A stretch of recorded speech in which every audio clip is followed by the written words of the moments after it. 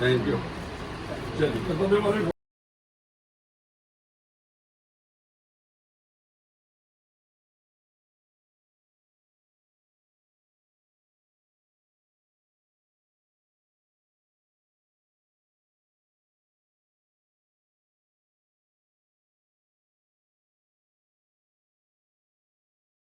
आप भी आ जाओ सामने आ जाओ। वो माता ये रैबर बाबे वाली माता का है। हाँ, तो ये है तो आप टूरिज्म में रहा हो, आपने प्रमोट भी किया है सारा बाबे वाली माता तो मौका मैं और अच्छे काम जो है वो कर पाऊँ माता।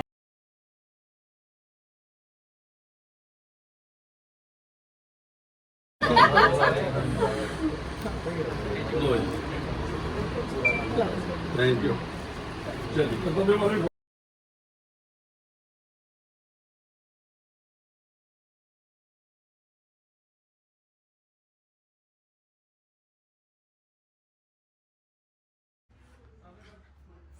अभस्यु शर्मा जी से मैं बात कर रहा हूँ, कम्पिटिटिव एग्जामिनेशन जेकी ट्रिपल डबल सी। मैंने सोचा था बड़ी सारी बातें करूंगा, लेकिन अब जब सर के सामने आए तो मैं थोड़ा सा खुद कंफ्यूज हो गया हूँ। सर, सबसे पहले मैं चाहता हूँ कि आप जनता को बताएं कि what this exam is about. सबसे पहले ये JKPSC कंडक्ट करवाती है the combined competitive examination which is the Jammu and Kashmir CCE examination. इसमें JKAS, JKPS और JK Jammu and Kashmir account services में सिलेक्शन होती है। सर मैं जानना चाहता हूँ, मैंने देखा जैसे आप आए, सब आपसे इंटरेक्ट कर रहे थे, तो आप कहते हैं कि आपको बिलीव नहीं होता कि आपको पहला आया जी पोजीशन। तो सर कोई कंसिस्टेंटली, मैं बोलूँ कंसिस्टेंटली, अगर मैं बोलूँ तैयारी नहीं थी वैसी वाली कि आपको नहीं लगा, या मतलब कुछ एग्जाम में लगा था कि नहीं यार ऐसा नहीं, पहला नहीं हो सकता? नहीं यार, मैं क्या ये ऐसा इसलिए कह रहा था कि बात क्या है कि इस लेवल ऑफ एग्जामिनेशन में आपका एक एक नंबर पर रैंक चेंज हो जाता है। तो ऑफ कोर्स आप एक किसी पर्टिकुलर रैंक के साथ अपनी उम्मीद लगा कर नहीं बैठ सकते।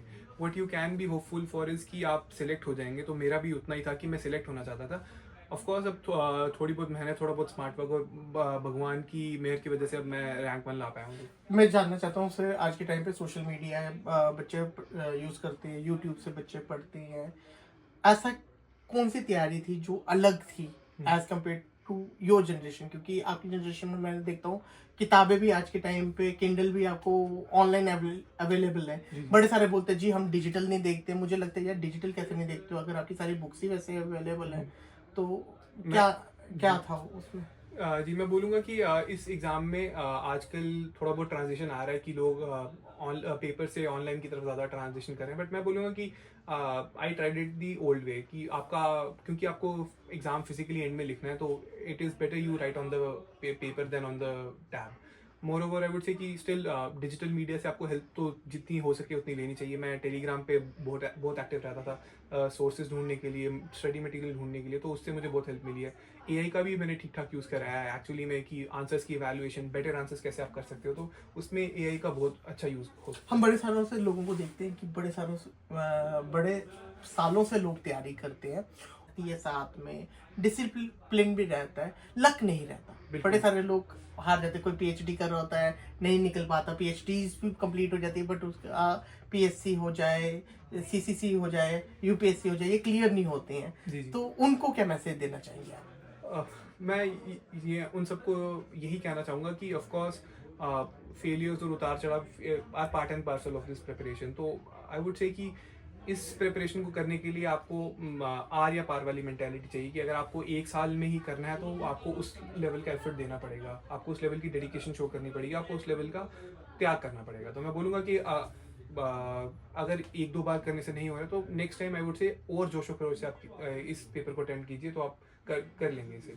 एक तो वो जिन्होंने आपको क्वेश्चन किया, जिन्होंने आपको एग्जामिन किया, जब आपने उनको देखा आपको क्या लगता है वो लोग क्या ढूंढते हैं कि जिसमें इंटरव्यू फेज में स्पेसिफिकली मैं बोलूँगा कि इंटरव्यू आपकी पर्सनालिटी का टेस्ट होता है मोर देन आपकी नॉलेज का। ऑफ कोर्स नॉलेज पहले दो पेपर्स में ऑलरेडी टेस्ट हो जाती है कि प्रिलिमिनरी और आप मेंस क्लियर करके अगर स्टूडेंट आ रहा है तो of course he is knowledgeable.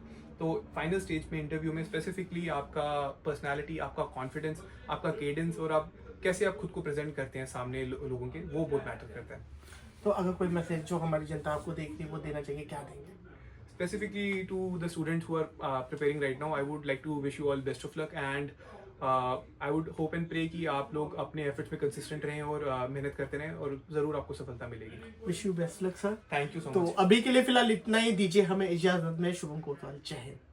कोई ऐसा मूल मंत्र जो अलग से आप बच्चों? बस मैं ये कहना चाहता हूँ कि ये जो केएस की जर्नी होती है, ये बड़े एक्सपीरियंसेस इसमें इंसान सीखता है और वो इंसान को एक बेटर ह्यूमन बीइंग बनाता है। मुझे लगता है सक्सेस को डिफाइन करने के लिए सबसे पहले इंपॉर्टेंट चीज़ ये है कि you can be a good and better human being. अगर आप अच्छे ह्यूमन बीइंग होंगे, आप अच्छी सर्विस डिलीवर करेंगे, मीनिंगफुली कंट्रीब्यूट कर सकता हूँ। तो I am very happy today, और सुनैना मैम की तरफ से और सब लोगों की तरफ से कांस्टेंट गाइडेंस तो रहेगी। सर ये जो एक्सपीरियंस होता है बहुत लंबा एक्सपीरियंस होता है, सबके लिए एक्सपीरियंस बहुत लंबा होता है, बट ये आपका जो इंसान है बहुत ब्यूटीफुल ह्यूमन बीइंग आपको बना देता है at the end of time जब आप आते हैं। तो अगर आपका जर्नी में आपको इसमें मिला भी नहीं तो आप बहुत ब्यूटीफुल इंसान तो बन ही जाते हैं, बिकॉज ये आपके अंदर बहुत सारी वैल्यूज़ इनकलकेट करता है। And I am truly grateful, and all जो यहाँ पे मेंटर्स हैं इनका I am highly grateful to all of them. कोई ट्रेड सीक्रेट शेयर करना चाहें तो? Trade secret. Trade secret mean कि how you have remained successful. Yes, I was Success story. very resilient. Success story. मैंने कभी भी गिव अप नहीं किया। It was my third attempt, मैं लगी रही, मैंने कभी। एक तो आपको कंसिस्टेंसी और कंटिन्यूटी बनाए के रखनी, ये एक स्टेज है। मैडम को पता है कितना हार्ड वर्क है, और आगे मैंने आयशा को पहले भी कहा, इनको भी कहा, डॉक्टर साहब को भी, तो देख लो कि आपको 24/36 है काम करना पड़ेगा। ये मत सोचो कि आप घर आ सकते हो, आपकी कोई फैमिली है, ये कोई ओकेजन बन जाएगा कभी कभी। देखिए जो मैडम सुनैना है, ये टूरिज्म में जॉइंट डायरेक्टर, तो ये इस पे कितना काम किया है इन्होंने। अब भी ये रेवेन्यू जहाँ कहीं भी लगाते हैं ना, तो ये मतलब एक्सेल, और जो होता गया परफॉर्मेंस आपकी मैटर करती है।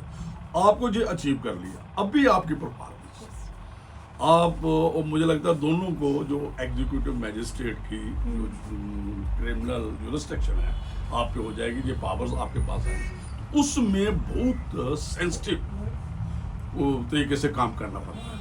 बहुत प्रोवोकेशन होती है, किस्म के लोग मिलेंगे आपको, लेकिन पेशेंस ही मैं जजेस को भी, जहाँ जो जजेस थे उनको भी कहता है कि सुनना है आपको बोलना भी है, उनको सुनना है। उनको हमने कहा चुप करके सुनते रहो, बाद में फैसला दे दो आपको सुनना है। जितनी आप सुनोगे किसी की बात, उतनी आप समझोगे किसी की बात। फिर वो नहीं करना है कि, और मैं ये बात एक कहूँ, दिमाग में कभी भी ना, कभी यहाँ कहीं भी पोस्ट हो, ये जो ईगो है ना, ये मत पाओ।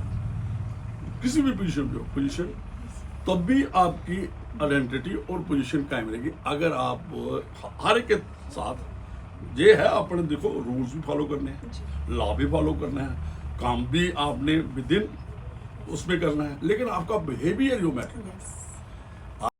आयशा और सौरभ को आप प्रमोट करने आए और इतने प्यार से न्यू ऑफिशियल्स को क्या कहेंगे? सबसे पहले तो मेरे को अपनी जब JKS में सिलेक्शन हुई थी 2004 में, तो मेरा 5th रैंक आया था, और जब 5th पोजीशन आई तो मुझे वो जो फीलिंग्स उस टाइम की, और जो मेरे एकदम आंसू निकल गए थे कि हमारी मेहनत जो है जब वो रंग लाती है, तो बहुत सारी इमोशंस और वो पीछे की जो जर्नी होती है, वो सारी एक रील जो है वो दिमाग में दौड़ती है, जो बच्चे मेहनत करते हैं, क्योंकि ये एक तपस्या की तरह है। ये इसमें परसेवरेंस बहुत ज़्यादा चाहिए होती है, और जो लोग कंसिस्टेंसी और परसेवरेंस से काम करते हैं, वही उन्हीं को ये शुभ दिन देखने को मिलता है। तो मैं ये कहूँगी कि इन दोनों ने, आयशा और सौरभ ने बहुत बढ़िया जो है अपने एरिया का नाम भी रोशन किया है।